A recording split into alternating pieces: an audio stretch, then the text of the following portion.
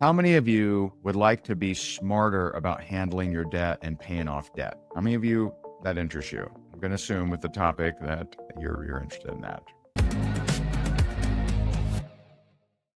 I titled this, I gave it a little feisty title, put a little salt on it, right? The dumb way to pay off your debt. All right. And so we're going to bring out my friend who's an absolute expert. He's been doing this for many years. He's helped, I believe, he'll correct me if I'm wrong here. I believe he's helped close to 30,000 people reduce their debt, reduce their payments, or eliminate their debt. And he's helped reduce or eliminate close to $1 billion in debt. He's an expert. Welcome, my friend. Josh Valentine. Josh, how are you, man? Hey, brother. Good. How you doing? All right. Did I say everything correctly? Did I overextend Everything was like as I wrote it, even though I didn't write it. It was perfect. Right. Can you hear me okay? The audio's good? Audio's good, man. Looking good, man. Let's talk about debt. Now, this is my, I believe, second time having you out, and we talked about debt, and a whole bunch of people connected with you, and some move forward. You know, some just have that mindset of fear. Right? They're in fear because of their debt. So they didn't move forward with you. Yet we saw some of the examples of those that did, right? They're saving money each and every month. They owe less now.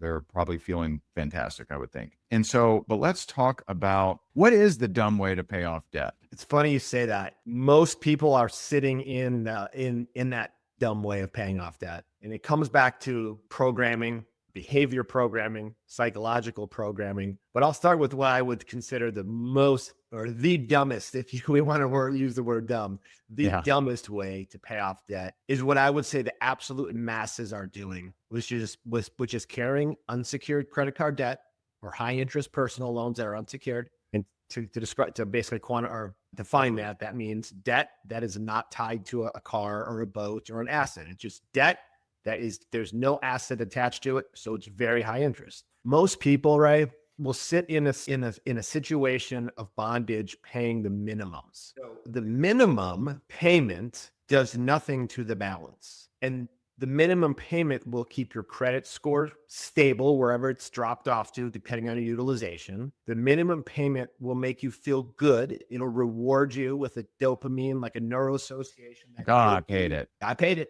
I paid my minimum. Oh yeah, I'm current. The number one thing we hear from people, oh yeah, I'm current. I pay my minimums. And then they might pay $10 more a month. So that's the dumbest way because it's actually designed the way that credit card interest rate compounds upon itself and the high interest rates. It's complete usury from the banks, but it's designed to keep you in the situation of balance and literally throwing your money out the window. And our average client right now has around $30,000 of unsecured debt. Some much more, some less. But if we take the average, just to give you a little glimpse of if you're that person carrying 30 grand and you're paying your minimums, here's what they do. They pay their minimums, but they still use the card. So that's even worse. But let's say you stopped. You never used the card again. And all you did is every month that bill showed up, you paid the minimum. You'd be paying back on average, depending on the interest rate, about $110,000 on that. Wow. So you're paying $80,000 of interest, almost 3 times your balance. Wow. Following the path. And anybody can look on their credit card statement because legislation passed where they actually have to put on your statement, here's how much you're going to be paying if you keep paying the minimum. It's right on the statement. Small print down at the bottom. Most people don't look at it. But I would say number one, first and the most dumbest way, I guess, would be that right now. And a lot of people stay in that situation, right? Just because, that's how they're programmed. They feel good about it, even maxed out. Like we have people that we talk to who they have no credit left. It's maxed out. They pay the minimum every month and they've been doing it for years. So the cards bring literally zero value to their life. Right. And they're just feeding the banks, lining the pockets of the predatory banks. But our goal is to help hopefully re-educate people, get them to look at debt from a different perspective and look at the situation they're in and realize, man, like if I continue to do what I'm doing, it's just the definition of insanity, right? That's how most of us are programmed. I mean, I think it's just poor financial knowledge, right, that would keep people doing what you just said. But I think there's also another factor of, I think, people are terrified of messing up their credit. And so doesn't a program like yours mess up their holy credit? That's one of the number one objections we get. Like someone may have a 620 credit score, 640, even a 520. I talked to somebody at a 520 and they're maxed out and they actually could probably manage their debt on their own. But their first initial thing to me was, well, don't programs like this hurt my credit score? It's like your credit already sucks. Credit already sucks. But even if it's 700, right? Let's say it's Right. 700 and you're just kind of maxed out 80% utilization. You've been carrying the debt for years. You have no ability to pay it off right now. Like you just don't, right? I come across people who they're carrying debt for a purpose.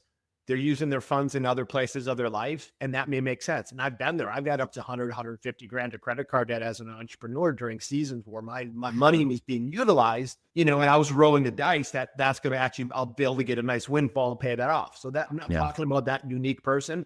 The masses, the person who's just kind of carrying it that worries about their credit score, it's a programming. So we've been programmed by the banks. This credit score number is a programming to truly keep us focused on the wrong thing. The financial instruments of credit cards and loans and everything else is tied to this number, this all holy number that makes us feel good about the score and not makes us feel, put us bad about the debt. So the answer to the question is, when people say that to me, well, will hurt my credit score, I'm pretty a blunt guy. And I'm like, at this point, Ray, if you were the one carrying like 40,000 in credit cards, you can't get out of it. Your debt, your credit score is a moot point in your life. It brings no value to you. You're maxed out. You're on a hamster wheel of bondage. You don't have a credit score problem. You have a debt problem. So you need to focus on the thing that matters the most. It's like the person who has 50 pounds to lose and they're like, man, and they're thinking about their abs that they want to get. We don't think about the abs right now. Change the diet. In credit scores, very much like that. We're just focusing on. So when I get real passionate about it, because I see people stay in that position of bondage. But when you enter a program like our program or other ones that are out there, you're going to see a temporary dip in your credit score. But the only how temporary? Depending on how everybody's different. But basically what we tell people is, as we're going through the program and your debts begin to get paid off, you'll start to see your score rebound, because as your debts are paid off, show that they're satisfied with their creditors, you're going to start to see a rebound. Some people, it's going to be longer than others, and that's based on individual credit reports. For example, one person might only have 5 credit cards, and that's it. They don't have a mortgage, they don't have an auto, they don't have anything else on the report. So those 5 trade lines are going to end up being closed. They're going to be rectified, and you're going to be paid off. Versus somebody else may have 5 trade lines on their credit report, but they also have a home, 2 auto loans, right. Student loans are paying on, other things that are showing that they're staying in good standing on. But that temporary dip it reprograms you. It reprograms you to focus on the right thing. And the right thing is living a life of cash. Not living a life where you're relied upon debt to live. So someone that's saving over a 48-month program, let's say, if they're saving $40,000, that's actual $40,000. That's not the interest. That's real cash that would be going to the banks. So what we teach them to do is, you no longer need the credit card. You have the cash. Right. So get your expenses and your income right. And then if you want to spend more, figure out how to make more. But right now, your number one thing to focus on is eliminating your debt. And what it does, Ray, is it puts somebody in control. That $48,000 savings, they can do whatever they want with it. They can speed up their debt relief program, and they can put all that money back in to pay off their debt and be done in 2 years if they Right? Sure. So we just really walk people through the fact that, your credit score is going to take a dip. So what? I mean, I'll share my story, because mine's pretty extreme. I don't know if you know this or not. I know, but so now full disclosure, I didn't know you back then, and all of my debt was secured. All of my debt was secured. So I didn't have big credit card debt or anything like that. But I when the real estate market crashed, 2008, 2009, me and my partner, we had a whole bunch of rental units. They're not cash flowing anymore. It ain't working. I can't pay my bills.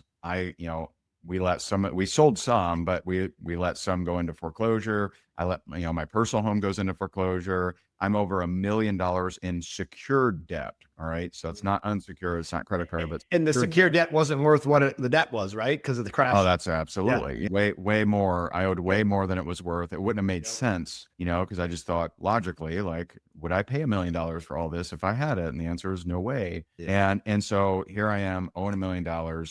And I remember, and I just kind of like, oh, I was just punch drunk. And I remember I had a new CPA start working with me in 2000, and I think it was 10. And he's like, do you know how many foreclosures you have? I'm like, no, man, I stopped paying attention. I had 8 foreclosures. Okay. Wow. So I don't know what my credit went to, but from 2010 to probably 14, I just had to hustle, make it happen. I didn't have no credit, right? No one would approve me for a library card, right?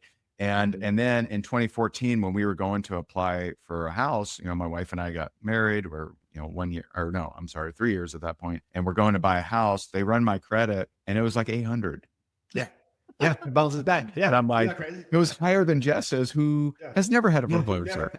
And I have a she's similar like, story. no, this is not fair. And so I think it's really just smart. Like if you can knock out that thing that's just taking bites out of you every single month, but not actually progressing you, like what does Tony Robbins say? Kill the monster while it's a baby. Like kill it now until you're 20 years into paying the minimums and just foolishness. Craziness. Wild. And then you get to the point where you can't afford the minimums. We just had someone that you referred, great people. And then it's lose-lose. It's lose-lose. You Getting lose your credit sued, and you also have money. Yeah, and they're getting summons. They're getting sued now because it's just there's the path of state.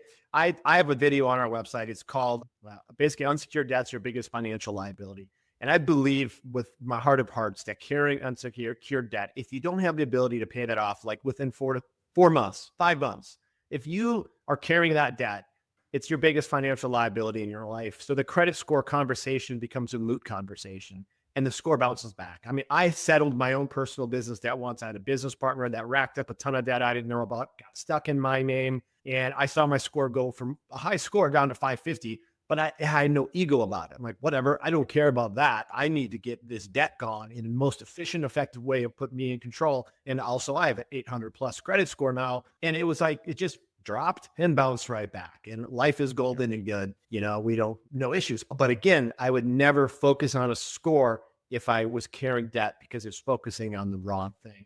But that would be the first way. That's probably the dumbest way to pay off your debt. There's other ways that are dumb. We could talk about those, but just doing what you're consistently doing and paying the minimums is the first one to avoid. Yeah. And so what is it that you actually do? Like you communicate with the creditors, or what is it your company actually does? So the credit card companies, this is just a standard business practice for them. They agree to a settlement program. So basically what happens is we get power of attorney over the accounts. We've settled millions and millions and millions and millions of dollars with these creditors. And they basically, They kind of know you. They you walk in. We know exactly what they settle. Yeah, we know it's all a done deal. Like some's verbal negotiation. A lot of time it's a batch settlements. We come to them with like 40 accounts that are worth X. So we know exactly what they're going to settle for. And basically what happens is if their goal, first of all, is to try to get you not to settle it. So when someone decides to go into settlement program, their collectors are trying to get them to, hey, make a payment, right? And we're saying, ignore that, please. And then what happens after a period of 3 or so months, they take that active account and they just move it over to the settlement department within the bank. They agree to a negotiated settlement with us. They allow that client now to take that debt and pay it off over 18 months, 24 months, whatever, depending on the debt amount and the creditor, and using that lesser payment. And that money is totally protected. So they enter a program with us, and their money, that new payment you were talking about, it's a deposit that goes into an escrow account. So it's in an escrow account, FDIC insured, it's in the client's name, it's protected, it's government regulated, and it's accruing in there. And then once we start having the settlement agreements, the creditor starts to get paid out of that escrow account. So it's really the most efficient way to pay off your debt, to win for the creditor, because they're getting a percentage of the principal paid back. Remember how much I already made in interest. They're already made good because of the interest, but then they get to write off whatever they don't collect. Yeah. And then they get an insurance payout 3 times the debt amount on average. We know that through FOIA, Freedom of Information. So they win no matter what. They're like a casino, man. That's why their names are on stadiums, right? They win no matter what. So they win, and the consumer wins because the consumer is put in a position where they can effectively not just have more cash flow in their life, but what they're doing every month is checking a box towards knowing my debt will be gone. And then at that moment, they're going to get credit card offers from the exact same banks. They're going to want to get them back in debt. Just like the And casino. obviously, just like the casino, 100%. The casino can throw you up in a nice penthouse suite. Oh, That's man, right. you want it? Come on up. We want, what do you want? Everything's on us. Drinks on. Next thing you know, you lose it all, right? So that's really what we do. We get between the person and the bank. We get a structured payoff. It's federally regulated. It's been regulated heavily for the last 15 years now. It's very consumer protected. And it's just truly a win for people who just, realize, I need to take action, because what I'm doing doesn't make sense. And I need to change something with my financial situation. And it's not like the other thing people have is pride. There's an ego. Sure. I don't want help. I don't need help. I can do this. And I think that's just the worst position to be in, because we need to look at times. It's not a pride or you're a less than thing. It's just, here's the situation I'm in. What's the best avenue for me, Josh, to control my finances and to be able to most efficiently get out of the debt that I'm in without the ego? Because the ego drive is what keeps people in debt with worrying about credit score or whatever. Now, sometimes people, they know they're gonna sell the piece of luxury real estate. They know they got a back commission coming. It's gonna come, and more than likely, those type of people, they're go-getters. They can create income fast. They might be able to pay it off, but that's not your average person, Yeah, and we've had these kind of discussions, and you from time to time come into my men's Bible study. I mean, I believe you see what you're doing as biblical, and like you're kind of. Like God's anointed you to do this. Do you agree with that? Is that how you look at it? I believe that I'm called to do it just because, I was brought into this industry through God. God brought me into here in a very unique way, partnered with a great Christian company in this financial space. I learned about this.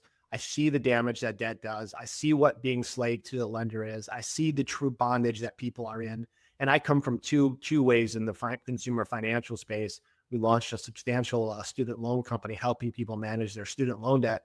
There's a class of bondage with student loans, the educated class. Now there's a class of bondage of people who, are in the credit card debt. So I see this as, as God uses me in a way to just not only wake people up on the path that they're on, but hopefully justify it and realize that, there's nothing that lacks integrity in what I'm doing. And that's what we get with the Christian, right? They're like, it's my debt. I got to pay it off. Like there's a shame if they don't. There's a shame of it. But yet, if you actually study biblical principle, interest is not biblical. You're not allowed to lend to a brother, for example, and charge interest if you want to follow a true biblical principle. Right. And the banks do it in a position of usury and to design the financial instrument to keep you in bondage. And we know that bondage isn't of God. And we know that, the banks are going to win either way. And they're agreeing to it, right? Yeah. Bankruptcy, you're just walking away from it, right? That's another dumb way to pay off your debt, unless you have no other option. But yeah, so I do feel called to do it. And no matter what I do, I look at it in ministry for the Lord, whether I'm doing this or when I own restaurants. It's like, wherever God has you, you need to. Yeah. Amen. So I always, anytime I talk about this kind of thing, someone will say, hey, I tried, something years ago and it screwed me over. And we have one member, she says, I did that about 12 years ago and the attorney took more than half of his fees instead of paying my account. I ended up having to take them off and figure it out on my own. I eventually paid all that off. How are you different? I love this. Okay. So not that happened to her, but I love that question. So Christy, if you're watching this at all, that is something that's the reason why that federal regulation came into play in 2010 is exactly what you just experienced. What companies that lacked integrity were doing is that escrow account that you were funding, they would take all their fees out of the account before actually settling the debt. So if they were to get paid, your debt wasn't settled, and a lot of people never got good settlements because of that. Well, federal regulation came into play where no fee can come out of the escrow account until the debt is in an active settlement plan. So for example, if there's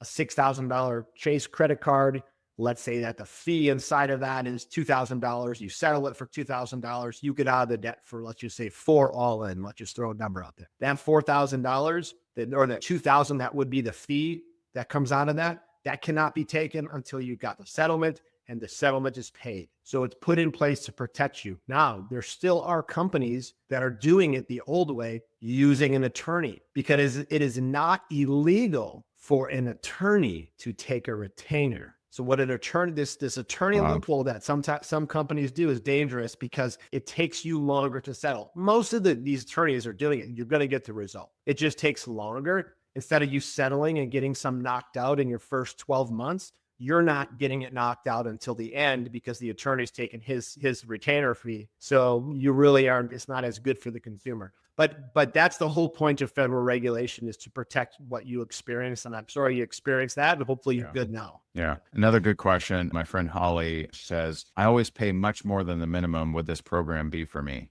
How do you determine that?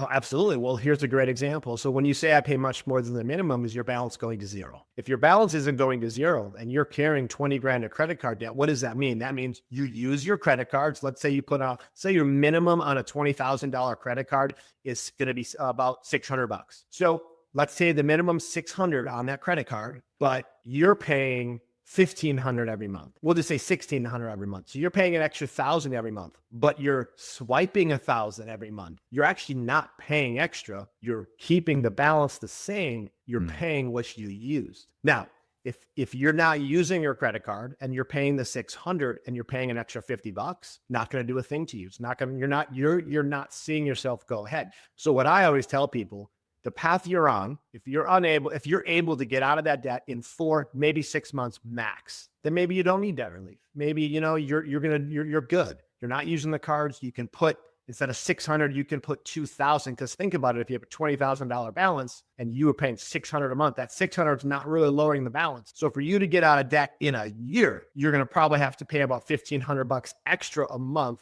each month without using the cards. So you're all in about $2,100 a month, right? Because of the interest compounding. So that might be more of a detailed answer, but the bottom line is, if you're not going to zero and you don't have the ability to get that debt to zero quick, then yeah, this is a program that would benefit you because you're throwing a lot of money away. Yeah. No, well said. One of the things that I'd like to mention, as far as what we see some people wanting to do, is a lot of people want a consolidation loan. And that's another dumb way to pay off your debt. Like a HELOC or something, you mean? Well, that's different. We'll talk about that. That's also dumb. But just a normal personal loan with SoFi or some lender that's out there. So what they'll go and do, most people can't qualify right now because most people have the debt that they're carrying and their debt to income ratio. They're not going to give them, let's say they have $30,000 worth of debt. They're not going to give them now a $30,000 loan while they now have these $30,000 of available credit. Then so here's what happens. Someone will go, and let's say they have 22% interest rates on their credit card. They'll go, we'll use the $30,000 example. They'll go get a consolidation loan if they can qualify for $30,000. Their monthly payment will go from maybe $900 down to $698 or $700. So they save money monthly. But that interest rate, depending on the lender, average interest rates for unsecured personal loans are somewhere around 16 to 20% right now. That you're going to end up paying back about $45,000 to $50,000 on that 30, right? Wow. But here's the thing that we see over and over and over again. The person that qualifies for a consolidation loan, they pay off their credit cards. They still have $30,000 of high interest debt. Guess what they start to do with their credit cards? Use them. And then all of a sudden we see this we see this every day, all day. We look at someone's credit report. We see, oh, you have a consolidation loan or a personal loan. Did you use that to pay off your cards? Yeah. And then I got back in debt. So now they're double the debt. So it's a very risky, and the banks know that too. So that's a very risky path, because you don't want to pay off high interest debt with high interest debt, first of all. And that's not tackling the debt head on, right? So that's a dumb move. It's better than paying the minimums if you can get qualified. And then you mentioned a HELOC. You also just mentioned back in 2008, you experienced something. What did you experience? You experienced a market correction, a market fallout. Sure. That's going to happen again, right? Real estate cycles, right? Markets go up, markets go down. If someone takes unsecured debt and now ties it into the roof line to their home and makes it secured through either a HELOC or a refi, what have they just done? They've taken debt that's got no recourse. They've taken debt that nothing can be taken from you, and they've tied it into their home. And let's say now they've got 90%, 10% equity left, or 5% equity. It takes a simple market shift, and now they're upside down. So my personal belief is taking unsecured debt and tying it to secure, unless you've got an enormous amount of equity, is a foolish mistake as well. That would also be another dumb move, because unsecured debt, there's no recourse. The creditor really can't do it. And based on everything you've said, unsecured debt can be fairly easily, it sounds like, negotiated. Very. I don't know if that's the same with secured debt. You know what has happened. You lose the asset. You give it back to the bank. Like just like when what did you do with your properties? They got foreclosed, or you short sale, right? Exactly. You can't keep it up. Yeah. So you lose the property, and then you're upside down, and your credit score gets smashed. And the worst of them probably is bankruptcy. Actually, like if you're gonna, that means someone who chooses a BK model, go bankruptcy. Some consumer credit card debt, they're not going to allow you to discharge. You're still going to have to pay it off. But like it's on your credit report for up to 10 years. Really does impact you in a massive negative way. I never went that route. Yeah. And it'll stay in public record for up to 20. But, I would say there are situations where people are in serious financial ruins where they do not even have the ability to pay their debt. And that's where bankruptcy laws are put in place. But that would probably be for like the 5%. The 95% of people out there, settlement's an affordable program. It's a program that's quick to rebound your score, and it's really meant to strengthen you all around. Yeah. So if you'd like to learn more about what Josh and his company, what they do a free consultation call with you, analyze where you're at. You can visit the website. I have a relationship with Josh, and it's www.advocatefin.com/Ray. advocatefin.com/Ray. And so what will they see on that website? They'll come to, you can go to it if you want to screen share, but they will, it'll just basically come to a page, they'll say Advocate Financial. They'll see our logo. It's going to be a little slider. It asks them how much debt they have. It's going to ask them if our current are behind.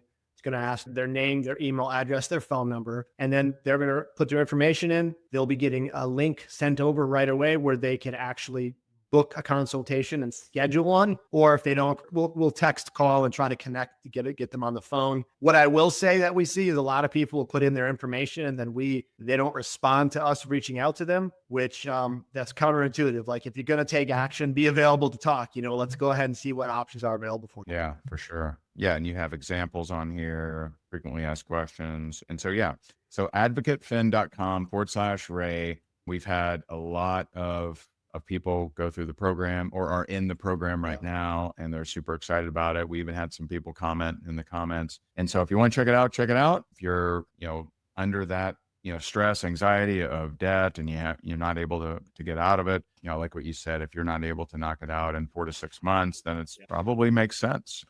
So if you want to save some money, put some of that money toward investing instead of, this. So check it out. advocatefin.com/Ray. Josh, I appreciate you, brother. Awesome, man. All right, guys. Well, thanks for tuning in. If you know someone that's struggling, feel free to share this with them. Feel free to reach out to Josh and his team. Go through the website, advocatefin.com/Ray. Appreciate you, brother. Have a great day, man. Thanks. All right. Bye, guys.